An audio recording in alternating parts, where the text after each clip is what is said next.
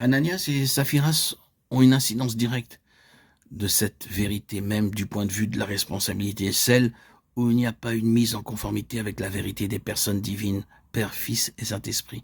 Autrement dit, celle où il y a un manquement à reconnaître que dans l'Église, nous avons affaire aux personnes divines.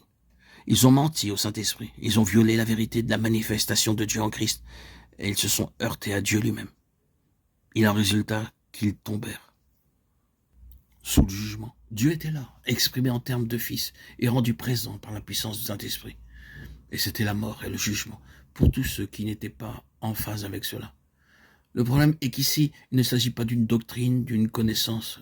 Il n'est pas uniquement question de la doctrine ou de la connaissance de la Trinité, que Dieu est trois en un et ainsi de suite, mais de l'impact des personnes divines sur les hommes pour leur salut et pour leur jugement.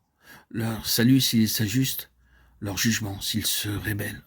Ainsi la parole dit, c'est une chose terrible de tomber entre des mains du Dieu vivant. Hébreux 10, 31. Le jugement doit commencer dans la maison de Dieu. Et s'il commence par nous, où paraîtra le pécheur et l'impie. 1 Pierre 4, 17, 18. C'est la chose la plus profonde en ce qui concerne le tabernacle et la charge. Et l'étranger qui s'approchera sera puni de mort. Livre des Nombres 3, 10. Une autre version traduit « Et l'étranger ne s'approchera pas à moi de mourir ». Ce n'est pas uniquement une vérité de l'Ancien Testament, elle est clairement apportée dans le Nouveau Testament. Et nous en avons affaire aux personnes divines, non à un enseignement, une doctrine, une vérité ou à la Bible en tant que livre, et non à des hommes qui parlent simplement de ces choses.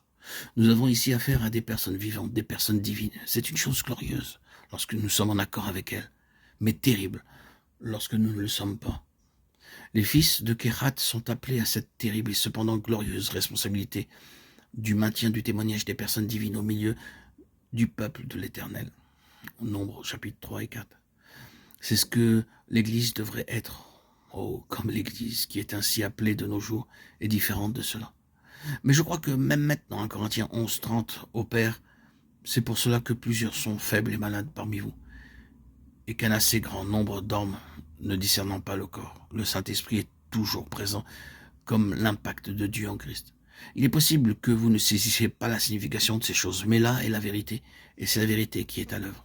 Lorsque Dieu possède un peuple qui est en accord d'une manière vivante avec sa vérité, ces réalités opèrent. Elles sont vivantes, et les hommes n'ont pas seulement à tenir compte de certaines personnes et de certains enseignements, mais de Dieu. Ainsi Dieu voudrait obtenir qu'aujourd'hui, son Église telle qu'elle est représentée dans n'importe quelle assemblée, soit un lieu dans lequel toute la signification des personnes divines soit rendue présente aux hommes par la puissance du Saint-Esprit. Voilà tout ce que nous pouvons dire au sujet de Kéhat et de leur responsabilité. Mais je pense que cela est suffisant pour montrer quelle en est la signification quant à l'Église et son ministère.